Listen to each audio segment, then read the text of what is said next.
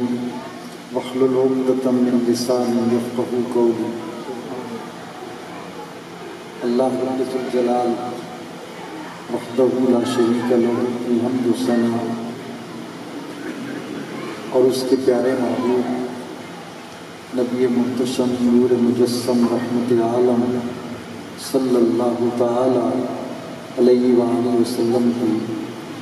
بارگاہ مقدس میں عطیہ درود و سلام کے بعد نہایت محترم مکرم حاضرین گرامی قدر حضرت علامہ مولانا جناب عزیز القدر ظہیر صاحب زیدہ مددہ حضرت قاری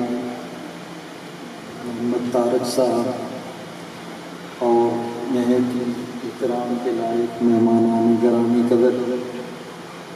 اور حاضرین گرامی قدر، مجھے جو موضوع دیا گیا ہے وہ میرے پیارے محبوب مصطفیٰ کریم صلی اللہ علیہ وسلم کی بشریت مطہرہ ہے۔ آپ نے اشتہارات میں پڑھا ہوگا کہ حضور کی بشریت کا ذکر میں عرض کرنا چاہتا ہوں۔ اگرچہ یہ موضوع بڑا پرانا موضوع ہے اور طے ہو چکا ہے، اس بارے میں الحمدللہ اتنی بار وضاحتیں کی جا چکی ہیں کہ اب کسی مزید بحث کی ضرورت نہیں ہے، لیکن نبی کریم صلی اللہ تعالی علیہ وآلہ وسلم کی بشریت پاک کا سراپا اتنا حسین و جمیل ہے کہ جتنی بار بھی اس کا ذکر کیا جائے ہر بار نئی لذت اور نیا سرور آتا ہے۔ نبی کریم صلی اللہ تعالی علیہ وآلہ وسلم آپ کی ذات اقدس، ہمارا اہل سنت کا نظریہ عقیدہ یہ ہے کہ آپ نور بھی ہیں، آپ بشر بھی ہیں، آپ کی حقیقت پاک کے بارے میں کائنات میں کوئی نہیں جانتا، اور حضرت سیدنا صدیق اکبر کے بارے میں آپ نے سنا ہوا ہے کہ حضور علیہ السلام نے ارشاد فرمایا، یا ابا بکر لم یعرفنی حقیقتا غیر ربی، کہ میری حقیقت کو میرے رب کے سوا کوئی نہیں جانتا۔ حضور کی ایک شان نورانیت ہے، ایک شان بشریت ہے، اور ایک حضور علیہ السلام کی حقیقت پاک ہے۔ حضور علیہ السلام کی نورانیت کا بھی ہم ذکر سنتے رہتے ہیں، حضور کی بشریت کا بھی تذکرہ ہوتا رہتا ہے، لیکن آقا کائنات صلی اللہ علیہ وآلہ وسلم کی حقیقت پاک کو سوائے رب کے کوئی نہیں جانتا۔ نبی کریم صلی اللہ تعالی علیہ وآلہ وسلم آپ کی نورانیت بھی حق ہے اور آپ کی بشریت پاک بھی حق ہے، اور میں آپ کو سب سے پہلے اپنا عقیدہ یہ واضح کرتا چلا جاؤں کہ نبی کریم صلی اللہ علیہ وآلہ وسلم آپ کی بشریت پاک کا انکار یہ کفر ہے۔ مسلمانوں میں سے کوئی ایسا انسان نہیں جو نبی کریم صلی اللہ علیہ وآلہ وسلم کی بشریت کا انکار کر سکتا، اور حضور کی نورانیت، آپ کی نورانیت کی حق ہے۔ اگر کوئی حضور کی نورانیت کا انکار کرتا ہے وہ بھی گمراہ ہے، وہ بھی راہ راست پر نہیں ہے، وہ بھی نبی کریم صلی اللہ علیہ وآلہ وسلم کی شان پاک کا منکر ہے۔ اور حضور کی بشریت کا انکار اس لیے نہیں کیا جا سکتا کہ خود رب کائنات نے پیارے محبوب نبی کریم صلی اللہ علیہ وآلہ وسلم کی زبان اقدس سے یہ اعلان کروایا، قل انما انا بشر مثلکم۔ اے حبیب کریم صلی اللہ علیہ وآلہ وسلم، آپ اپنی زبان اقدس سے یہ اعلان کر دیجئے، انما انا بشر مثلکم، کہ میں بظاہر تمہارے جیسا ہی بشر ہوں، میں بظاہر تمہارے جیسا ہی بشر ہوں، دوستان گرامی قدر، نبی کریم صلی اللہ علیہ وآلہ وسلم سے یہ اعلان کیوں کروایا گیا؟ حضور سیدی ضیاء الامت رحمت اللہ تعالی علیہ، آپ نے تفسیر ضیاء القرآن میں لکھا کہ دو قسم کے لوگ ہوتے ہیں۔ کچھ ایسے لوگ ہوتے ہیں جو کبھی کسی کے کمال کو دیکھتے ہیں تو وہ اتنے اندھے ہوتے ہیں کہ ان کو وہ کمال نظر نہیں آتا، وہ اس کا انکار کر دیا کرتے ہیں۔ اور بعض اوقات کچھ ایسی بھی جو ہے وہ غلط طبیعتیں ہوتی ہیں کہ جب کسی میں کوئی کمال دیکھا تو اس کو اتنا بڑھا چڑھا کر وہ بیان کرتے ہیں کہ جس طرح حضرت عیسیٰ علیہ السلام ان کو، ان کی عظمتوں کو، ان کے معجزات کو، ان کی جو اللہ تعالیٰ نے جو ان پر جو عظمتیں ان کو عطا فرمائی تھی ان کا مشاہدہ کیا تو لوگوں نے ان کو خدا کا بیٹا کہنا شروع کر دیا۔ اسی طرح حضرت عزیر علیہ السلام، انہوں نے ساری جتنی بھی توریت تھی، جتنی بھی وہ ان کی کتاب تھی، ان کو ازبر تھی، انہوں نے یہ سمجھا کہ یہ کوئی ایک انسان کے بس کی بات نہیں ہے، یہ کوئی اللہ تعالیٰ کی طرف سے ودیت کردہ چیز ہے، عام انسان کے بس کی بات نہیں ہے۔ انہوں نے حضرت عزیر علیہ السلام کو اللہ کا بیٹا قرار دے دیا۔ کسی نے حضرت عیسیٰ علیہ السلام کی شانوں کو دیکھا، ان کو اللہ کا بیٹا قرار دے دیا۔ کسی نے حضرت عزیر علیہ السلام کی شانوں کو دیکھا، ان کو اللہ کا بیٹا قرار دے دیا۔ اب آنے والی ہستی ایسی ہستی تھی کہ جس کو اللہ تعالیٰ نے ساری کائنات میں جتنے نبیوں کو جتنے کمالات عطا فرمائے تھے سارے میرے محبوب پاک کی جھولی میں ڈال کر حضور کو بھیجا جا رہا تھا۔ اور کسی نے کتنی خوبصورت بات کہی ہے کہ کیا حضور علیہ السلام کی شان یہ ہے کہ حضور علیہ السلام کو پہلے انبیاء میں جتنے بھی کمالات تھے اللہ تعالیٰ نے سارے کے سارے میرے پیارے محبوب علیہ السلام کو عطا فرما دیے، اور سارے کمالات کا جامع بن کر میرے آقا دنیا میں جلوگر ہو رہے تھے۔ اب عین ممکن تھا کہ انسان کا ذہن پھر بھٹک جاتا، ان کمالات کو دیکھ کر پھر کہیں ٹھوکر نہ کھا لیتا، اور وہ یہ سمجھتا کہ اتنے کمالات کسی انسان کے بس کی بات نہیں ہے، یہ ضرور کوئی اللہ تعالیٰ کے ساتھ ان کا رشتہ ہے۔ اللہ نے فرمایا اے پیارے محبوب اپنی زبان اقدس سے اعلان کر دو انما انا بشر مثلکم، کہ جتنے بھی میرے کمالات ہیں، جتنی بھی عظمتیں ہیں، جتنی بھی مجھے اللہ نے شانیں عطا فرمائی ہیں وہ حق ہیں، لیکن تمام کی تمام شانوں کے باوجود میں خدا یا خدا کا بیٹا نہیں ہوں بلکہ اللہ کا بندہ اور اس کا رسول ہوں۔ انما انا بشر مثلکم، یعنی میں خدا کے ساتھ میرا کوئی بنونیت کا یا ابویت کا رشتہ نہیں ہو سکتا، کوئی ایسی کوئی تعلق کوئی رشتہ داری نہیں ہے کہ جس طرح حضرت عیسیٰ علیہ السلام کے بارے میں لوگوں نے دعویٰ کیا، جس طرح حضرت عزیر علیہ السلام کے بارے میں لوگوں نے دعویٰ کیا۔ حضور فرماتے ہیں اللہ نے مجھے ساری کائنات میں سب سے بڑھ کر کمالات عطا فرمائے، لیکن اس کے باوجود میں اللہ کا بندہ اور اس کا رسول ہوں۔ دوستان گرامی قدر، رسولوں کے دنیا میں تشریف لانے کا مقصد ہی صرف یہ ہوتا ہے کہ وہ خدا کی پہچان کروائیں، اللہ کی بندگی لوگوں کو سکھائیں اور خدا کی بندگی کا سلیقہ سکھائیں۔ اگر ایک اللہ کا بندہ، اللہ کا رسول جو ہے وہ خدائی کا دعویٰ کرنے لگے تو پھر وہ خدا کا بندہ نہیں ہو سکتا، وہ گمراہی ہو سکتا ہے، وہ رسول کہلانے کا حقدار نہیں۔ وہ فرعون اور نمرود تو تھے جنہوں نے خدائی کا دعویٰ کیا، لیکن جتنے بھی اللہ کے بندے، اللہ کے رسول دنیا میں جلوگر ہوئے انہوں نے سب نے یہی سبق دیا کہ لا الہ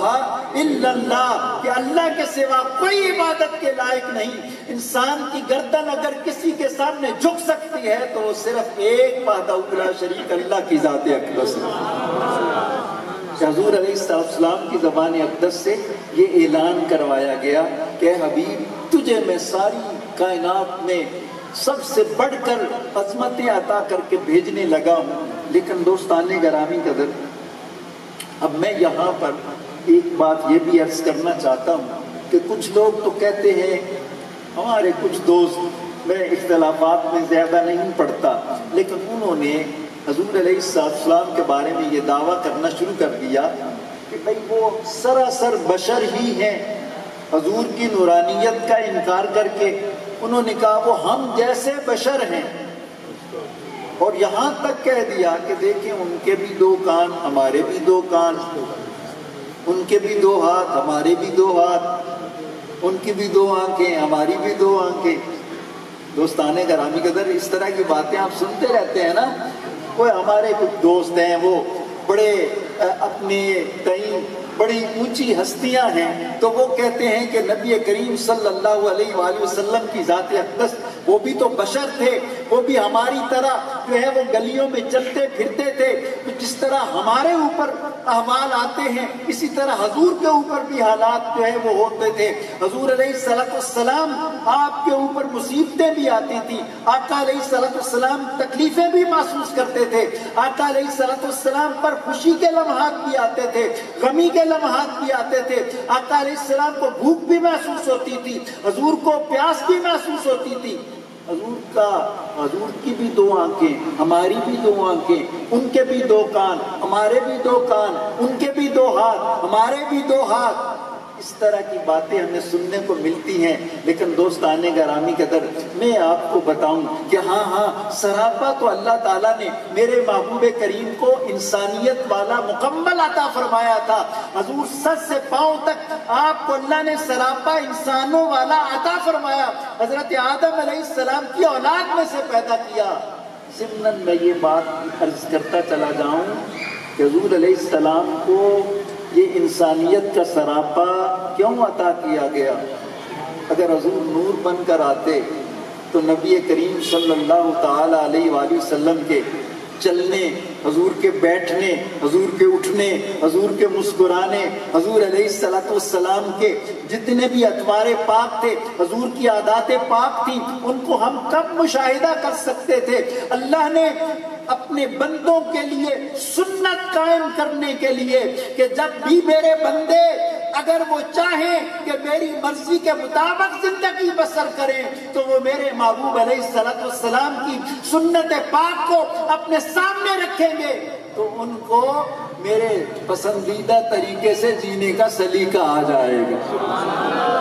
تو اللہ تعالیٰ نے صرف اپنے حبیب کریم صلی اللہ تعالیٰ علیہ وآلہ وسلم کو لوگوں کی صلاحیت کے مطابق ان کے ساتھ جو ہے وہ برتاؤ کرنے کا طریقہ سکھانے کے لیے دنیا میں بھیجا کہ اگر تمہارے اوپر غم ٹوٹ پڑے تو کس طرح کا تمہارا رویہ ہونا چاہیے، اگر خوشی کا موقع ہے تو کس طرح تمہیں برتنا ہے، اگر تمہیں اللہ کی بندگی کرنی ہے۔ میرے آقا نبی کریم صلی اللہ علیہ وآلہ وسلم سراپا انسانیت کا، بشریت کا لبادہ اوڑھ کے تشریف نہ لاتے تو کون ہمیں سکھاتا کہ کس طرح رب کو سجدے کیے جاتے ہیں، کس طرح اس کی بارگاہ میں رکوع کیا جاتا ہے، کس طرح ہاتھ باندھ کے اس کے سامنے کھڑے ہو کے اپنے رب کو راضی کیا جاتا ہے۔ دوستان گرامی قدر، یہ سارے اطوار، یہ سارے صرف بشر کہہ کے نہ پکارا جائے بلکہ کہا جائے خیر البشر، سید البشر، کہ وہ سارے انسانوں کے سردار ہیں، وہ سارے بشروں سے سب سے بہترین اللہ تعالیٰ نے ان کو سراپا عطا فرمایا۔ خبردار، صرف بشر کہہ کے نہیں پکارنا بلکہ ساری کائنات میں سارے بشروں کا سردار کہہ کر پکارنا۔ دوستان گرامی قدر، اگر ہم اپنے دوست سے پوچھیں کہ ہاں بھائی تیرا بھی سراپا بشریت کا، حضور کا بھی سراپا بشریت کا، تو آقا علیہ السلام آپ کو اللہ نے جو شانیں عطا فرمائی ہیں دیکھ لیتے ہیں تم کیسے ہو اور اللہ نے ان کو کیسا سراپا عطا فرمایا ہے۔ ارے تم دیکھو، جب تم بیٹھتے ہو تو تمہارے جسم سے پسینہ آتا ہے، تم کہتے ہو نا حضور علیہ السلام بھی بشر ہیں، تو آئیے دیکھتے ہیں تمہاری بشریت کیا ہے اور میرے مصطفیٰ کریم کی بشریت کی کیا شان ہے۔ جس وقت تمہارے جسم سے پسینہ نکلتا ہے تو تمہارے دوست پتہ کیا کہتے ہیں؟ بھئی ذرا تھوڑا دور ہٹ کے بیٹھو، تمہارے جسم سے بدبو آ رہی ہے، تم بھی تو بشر ہو نا، اور تمہارے پسینے سے بدبو آتی ہے۔ اور جب بھی کسی محفل میں جاتے ہو تو لوگ پوچھتے ہو کبھی نہا بھی لیا کرو، اتنی بدبو آ رہی ہے، ذرا پرے ہٹ کے بیٹھو، تمہارے پاس بیٹھنا میرے لیے ممکن نہیں ہو رہا۔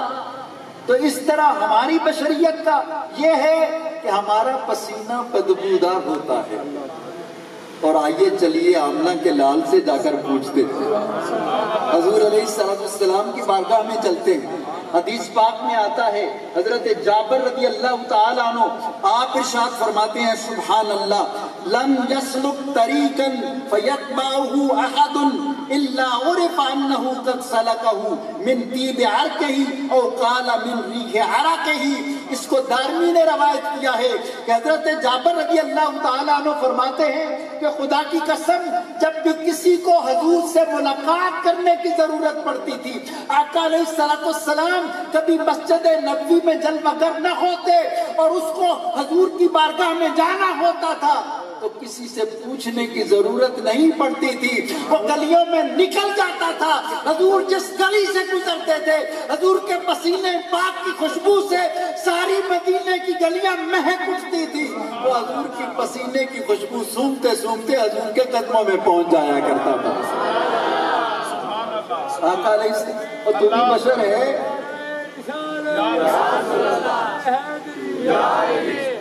اور تو بھی بشر ہے، اور میرے پیارے محبوب بھی، آپ بھی بشریت۔ تاجدار ختم نبوت، تاجدار ختم نبوت، لبیک لبیک یا رسول اللہ، لبیک لبیک لبیک یا رسول اللہ۔ ماشاءاللہ۔